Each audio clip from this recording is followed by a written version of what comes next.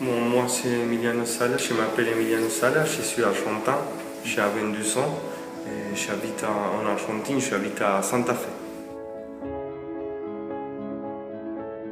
Bienvenue dans la quotidienne. Triste journée pour le football français, triste journée pour le football tout court. Un avion transportant Emiliano Sala de France au Pays de Galles a perdu le contact avec le contrôle aérien. C'était hier soir vers 20h. Alors on rappelle que le joueur s'était engagé en faveur de Cardiff la semaine dernière. Emiliano Sala et le pilote auraient dû atterrir aux alentours de 21h au Pays de Galles, mais ils ne sont jamais arrivés à destination. Alors pas facile évidemment de trouver les mots justes dans ce genre de situation. Pour vous résumer ce qu'on sait à date, l'Argentin était à Nantes ce lundi pour dire au revoir à ses anciens coéquipiers. Des photos de ses adieux au FC Nantes avaient d'ailleurs été postées sur les réseaux sociaux. Il a ensuite pris place à bord d'un petit avion, un Piper Malibu, qui ressemble à celui que vous voyez sur les photos. À 20h, le contact de l'avion à bord duquel se trouvait Emiliano Sala et le pilote a été perdu avec le contrôle aérien. Et c'est à 20h23 que les gardes-côtes de Guernesey ont été alertés. 2 hélicoptères ainsi que des embarcations de sauvetage ont directement été mobilisés, mais leurs recherches n'ont rien donné et nous sommes donc sans nouvelles d'Emiliano Sala et du pilote depuis hier soir. Emiliano Sala aurait donc dû rejoindre Cardiff au Pays de Galles où il venait de s'engager en provenance de Nantes. Un nouveau défi, oui, c'était un nouveau défi pour le joueur de 28 ans qui nous disait ça il y a quelques jours. Très content d'être ici avec vous et ça me fait énormément plaisir et j'ai hâte de commencer les entraînements, de retrouver mes nouveaux coéquipiers et se mettre au travail.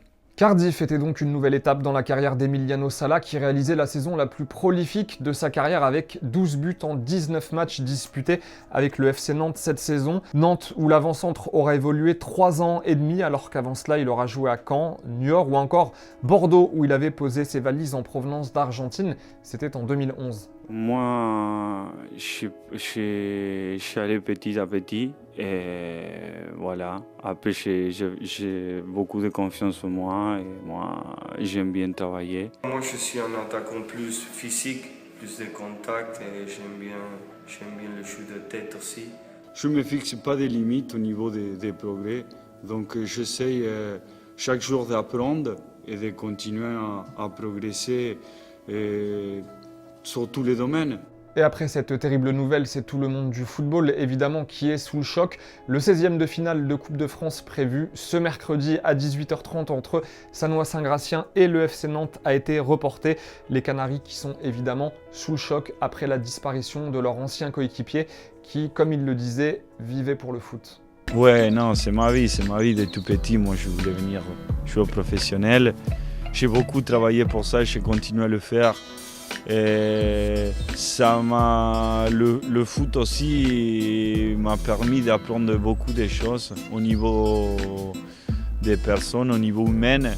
Donc voilà, je pense que c'est une globale, c'est un tout pour moi. Toute l'équipe de la quotidienne se joint évidemment à moi pour transmettre nos pensées à la famille et aux proches d'Emiliano Sala. Nous sommes de tout cœur avec vous et nous partageons votre peine. Ainsi s'achève une quotidienne un petit peu spéciale, mais aujourd'hui, le cœur n'y était pas. Rendez-vous donc demain pour un nouvel épisode. Salut. Bon Emiliano, premier but vendredi dernier à Metz, ça y est, le compteur est débloqué, t'es lancé?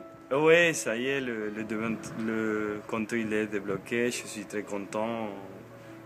Au niveau personnel, donc maintenant on va prendre un petit peu plus de confiance et on va essayer de continuer à marquer.